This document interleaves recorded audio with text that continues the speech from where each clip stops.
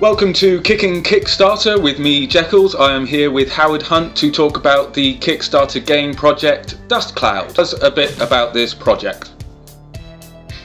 Okay, the Dustcloud is a game platform that basically allows you and strangers to play a game of laser tag on the street. You would use an electronic gun that's called a duster. The gun is Bluetooth enabled, so what it will do is it will talk to your smartphone. And what it allows you to do is form alliances with other people, and then go sending game challenge requests to play extra alternative. Here it's two dusters, a blue one and a green one. They are ingress friendly, and we've actually got a lot of interest in this community. But what essentially happens is if I take the blue duster here, and I green duster, so you can see that their duster has become red. And so, essentially then there is an electronic trail, and this transaction, the duster, all of this things get uploaded to the Dustcloud. So blue duster, green duster, I shoot the green duster is now dusted, and so on the website, in my Facebook page, there's then a record of the fact that I've dusted an enemy agent. And how does the game work when you're actually playing it? Walk us through the process of playing the game.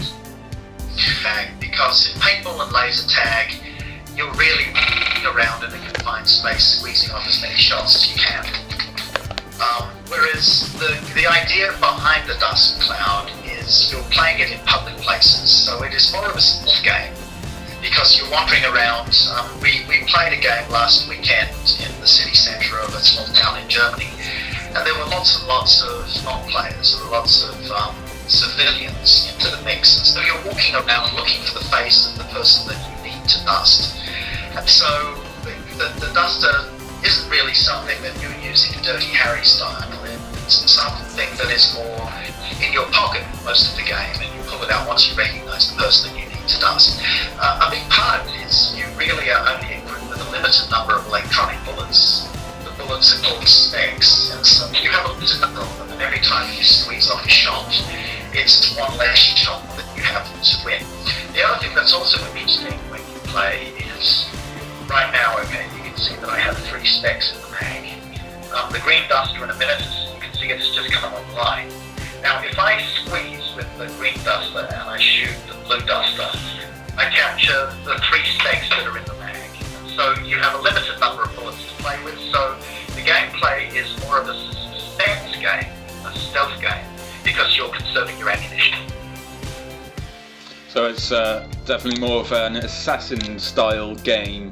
The game is different to paintball and laser tag in the sense that when you play it in public places where there are a lot of civilians in the mix. So last weekend we played a game in a small German town, and it was quite crowded with tourists, and so we were running around with dusters. But we also had on our smartphones profiles of the players that we were supposed to hunt. So what you can see here is you can see my profile, my dossier on the Dustcloud. And so the goal of the person in an opposite team would be to take this green duster, locate me, shoot me, and disable my duster. And if they are able to do that successfully, then what happens is they capture my profile on the Dustcloud, and this picture of me gets uploaded to their site, to their spy page on the Dustcloud. So the game is not really a run around and spray and pray type game. It's more of a stealth game where you are an assassin, and you have your duster in your pocket most of the time, and what you're really doing is scanning the faces of everybody in a public area, looking for the person who is trying to shoot you before you shoot them. If you do this successfully, you have dusted them. Okay, and when people are looking for the game and they purchase the game, how do they go about purchasing the game with the guns and the profile for the game itself? Well, what happens is you would order from Kickstarter a duster, and so we are retailing them for either 45 or 55 USD. And then what happens is you would get one of these things delivered in the mail. You would then download our iOS or Android app, and then following a set of instructions, you would tether your Duster to your phone. What this does is then your Duster has a serial number that connects to the phone.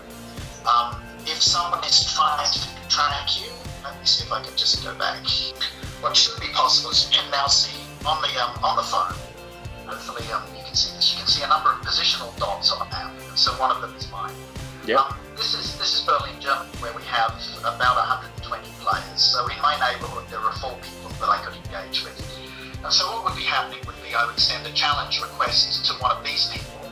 If that person accepts the request, then we would go around and we would dust each other. But to get the game on your phone, you would get one of these in the mail, you would download the app, you would tether the phone to the app, and then from that point, it would generate one of these positional dots. And then from there, you would be able to track and be tracked by other agents on the Dustcloud. And how does it work with Ingress? It doesn't work with Ingress, but one of the things that we found is a lot of players who've got to level 8 of Ingress. And to get to level 8 in Ingress, you have to be a pretty serious player. What they've said is there's a lack of gameplay once you're playing at a high level. And the other thing is when you're playing at a high level, it becomes very competitive. What they're finding with Ingress is it's a lot of people standing around with their phones, looking at their phones. And the principle of the Dustcloud was to try and avoid that, where what would happen would be, instead of staring at your phone like this, you'd be looking around for other players to interact with. And so one of the things that has come out from the Ingress community is they see this as something that could be integrated very well into Ingress. And then, they could run around and actually have a higher level of competitive gameplay by using this technology. Alright, we're launching a Kickstarter campaign because we need to get as many dusters into the hands of people as we can possibly manage, but also we need to raise some money so that we can develop a gaming platform in the back end. Now what we've built at the moment really is a social network where you can form alliances with people and challenge strangers to games of geo-combat. But there's so much more development that we need to do. We need to build a software development kit, get it to people so that they can generate games, and there will be some money that we'll need to do this. And so we're hoping to raise a lot more than our 50,000 target on Kickstarter. But yes, the way that it would work on Kickstarter is if you back the project, and you can get a duster for between $45 or $55 US, depending upon the rewards that are being offered. You would receive one of these dusters in the mail. You would then download the Dustcloud app on your phone. You would then tether your phone to the app. So you download the app from Google Play or iTunes. You would tether the phone to the app. We would explain to you exactly how to do it. It's quite easy. And then what happens is it becomes possible to track your duster on Google Maps or Apple Maps. And from that point, then when you're playing, people know where you are, you know where other people are, and you can send each other challenges. So this is the way that it works and the way that we're launching it through Kickstarter. Okay, and do you know what the tiers for the different funding on Kickstarter are going to be yet? Well, we've had to recalibrate them a little bit, but the way that it really was working is the dead time, the time that you are dusted, is about 3 minutes. And so with the different tiers, what it really is we can get you back into the game quicker if you are supporting us at a higher level. So if you are buying a duster for $45, then it's the cheapest price possible. 55 gets you a quicker resurrection time, and it gets you a faster spec reload in your dusters. But this is still not 100% locked in. We're still discussing with various people and also with our suppliers whether or not we can do things at this pricing system. And how, because you're getting quite a lot of interest from the people who are Ingress players, and you've got quite a lot of interest in your hometown of Germany, how are you planning or hoping to help further promote Dustcloud? Well, we launched a Kickstarter campaign, and from that we now have 1,000 people on the Dustcloud itself. And we're trying to use the 1,000 true fans principle, where we're going to say to everybody, could you please become an organizer in your town? So for example, we've got 20 players in Hastings, and I guess there are a couple of paintball teams that have gone into Ingress and found that Ingress is not paintball enough for their liking. So what they've said is, we'll take 20 dusters right now, we'll organise 2 teams and we'll play this on the street. And this is the kind of thing we're looking for. We're looking for people who can see the possibilities of this and have large groups of friends and, can organise offline games fairly cheaply. But the real benefit of this as a game is all of the statistics. Every time I squeeze off a shot and I successfully dust another player, all of this is uploaded to the Dustcloud. So this lets you play a World of Warcraft type game where you create a character, and then for the duration of your adventures on the platform, which could be 6 months or could be 5 years, your character's adventures are documented. Every single person you dust is logged. Every alliance that you form is logged. If you capture a flag, or if you defend some turf, or if you achieve some in-game objectives, this is all logged and tracked. So your character, let's just say 5 years later, can become very powerful, but you've got all the documentation behind it to prove that you are a skilled assassin, for example. And are there, within the game, the more skilled you get at the game and being a skilled assassin, are there any ranks within the website that you move up in? Yeah. I mean, you start off with 30% efficiency and you work your way up to 100%. Once you are past 90, you become what we call a dustman. And a dustman is someone who is, I guess, almost like a gun for hire. A dustman can be hired by other players, even regardless of whether you know them or not. We're talking about doing things where we can increase the range of the dusters. So if you're a dustman, your duster actually shoots a longer range beam than other players, which makes you a little bit like an agent in the Matrix. And so yes, there is a ranking system. Every time you dust someone, you get points, they lose some points. Every time you achieve an objective, you get some points, they lose some points. And so we build it all up from there. I noticed that you said there's you can be like a gun for hire on it. Is there other various ways of playing the game rather than challenging someone to a duel, or be the person behind the scenes that puts someone up against someone else? We had this originally when we built the game in Prague. This is a prototype duster. So quite some time ago, actually 2 years ago, before we went to China, we built some of these. We made 12 of these, and they were able to deliver the specs to the duster via a virtual magazine.